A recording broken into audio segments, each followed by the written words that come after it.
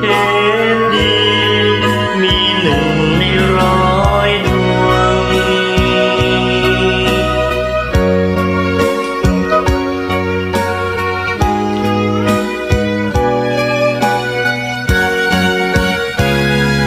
ความดี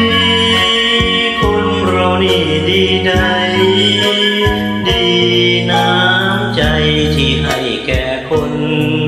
ทั้งปวงอภัยรู้แต่ให้ไปไม่ห่วงเจ็บสวงดวงใจให้รู้ท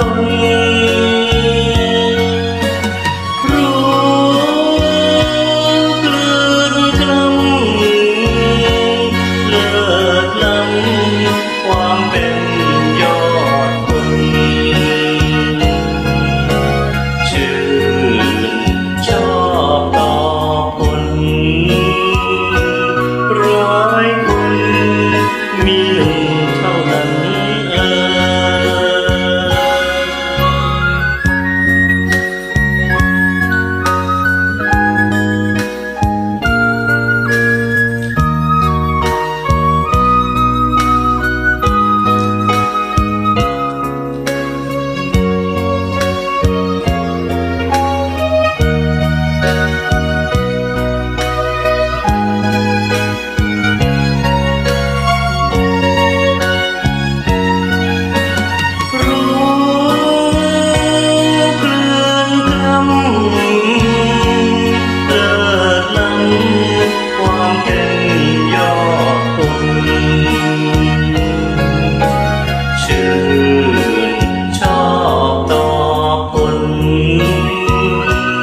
ร้อยคน